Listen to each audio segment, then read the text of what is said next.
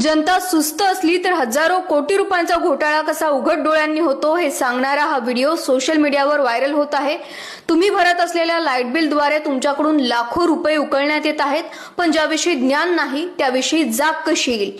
महावितरण गेल्या 10 वर्षांपासून लाईट बिलाच्या आडून तुमच्याकडून विलिंग चार्जेस आकारते, म्हणजे दूधवाला गाडीने तुमच्या घरी दूध आणून देण्यासाठी पेट्रोलचे वेगळे पैसे मागतो। तुमच्या लाईट बिलाच्या मागे वहन आकार जो प्रति युनिट आकारला जातो याच्या नावाखाली तुमच्याकडून लाखो रुपये उकळण्यात आले आणि हे इलेक्ट्रिसिटी कायद्याच्या विरोधात आहे। आणि तुमच्या माहितीसाठी सांगते, हे फक्त महाराष्ट्रात आकारला जातोय। मंदार भट या याचिकाकर्त्यांनी हायकोर्टात केलेल्या दाव्यानुसार गेल्या 10 वर्षांपासून MSEDCL ने महाराष्ट्रातील 3.5 ते 4 कोटी ग्राहकांकडून ॲव्हरेज दिवसाला 10 रुपये विलिंग चार्जेस म्हणजेच दररोज 30 ते 35 कोटी रुपये, महिन्याला 900 कोटी रुपये आणि वर्षाला तब्बल 7 ते 10 हजार कोटी रुपये विलिंग चार्जेस आकारलेत। आणि सर्वात मोठा घोटाळा म्हणजे MSEDCL ने 2017 पासून या चार्जेसद्वारे मिळणारा रेव्हेन्यू दाखवण्यास बंद केला।